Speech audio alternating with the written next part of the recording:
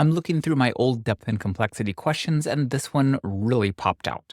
How could two experts' perspectives regarding information from this reading selection differ from one another? Yikes. Obviously, I hadn't revised this. I was giving my students a rough draft of a question. I call this tasting my soup. I wouldn't serve soup to people if I hadn't tasted it first, so I shouldn't ask questions of my students that I haven't tried to answer myself. So let's rewrite for clarity. How about, what are two different opinions people could have about this selection? Now, I don't think this is a great question yet at all. At least it's a bit more readable. Now, the problem is the question is suffering from vagueness disease. That's when a question isn't about any content in particular. You can tell because we're saying this selection rather than naming the thing we're reading. This is a one-size-fits-all question, which means it doesn't really fit anything.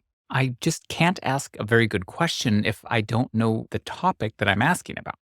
Instead of what are two different opinions people could have about this selection, I'll write what are two different opinions people could have about Robert Frost's The Road Not Taken.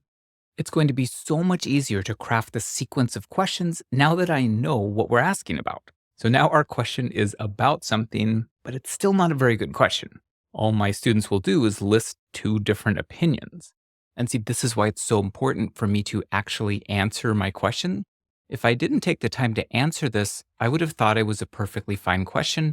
When I go to answer it, I realize, oh, I can just write two random opinions and never actually turn my brain on. So let me sharpen this question. I'm going to give my students two specific perspectives. How about, who would like The Road Not Taken more, Dr. Seuss or Edgar Allan Poe? Now we're getting somewhere interesting. And sure, you could ask the same question using two totally different people, but do you see what I mean by sharper? Who would like this better compared to what are two different opinions people could have about this? It's much clearer how I want students to be thinking with the second version. But it's still not there yet. While I'm starting to like this question, it's not a good place to start. I would want to ask some simpler questions first. I never want to ask a one-off question. I want to prepare a sequence that will move students from simplicity to complexity. I might with something like, summarize The Road Not Taken so that a first grader would understand it. This way I can check that my students just understood the poem. And I'm certainly not going to let anybody move on to step 2 if I'm not satisfied with step 1. Each of these questions is a checkpoint. Then we'll move up blooms a bit. What are the best words or phrases in the poem?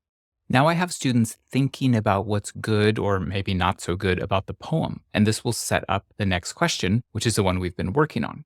Who would like it more, Dr. Seuss or Edgar Allan Poe? Then I could have them rewrite one stanza in that author's style. Now, I love setting a maximum rather than a minimum. This is another form of scaffolding. It makes a complex task much more approachable. Plus, it's going to make some of my students ask, could I write more than one stanza? And it's very fun to say yes to that question. Could I add a fifth step? Critique this new version from the other author's perspective. What would Poe think about your Dr. Seuss version of The Road Not Taken?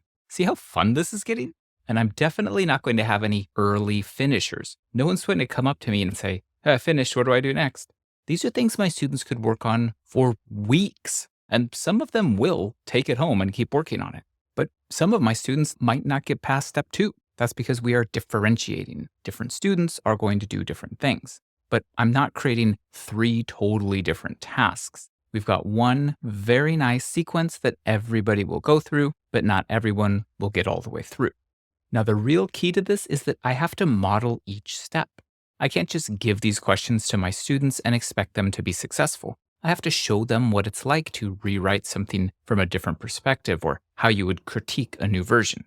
And that's what I try to do at Byrdseed TV. Model each step of a task in video so that students are clear about what they should be doing. All right, let's wrap up with one final look at that original version of the question. How could two experts' perspectives regarding information from this reading selection differ from one another? Quite the difference. Now, if you have a task that incorporates depth and complexity that you'd like to see me rework, you can send it to me at ian@byrdseed.com. We'll see you in the next one.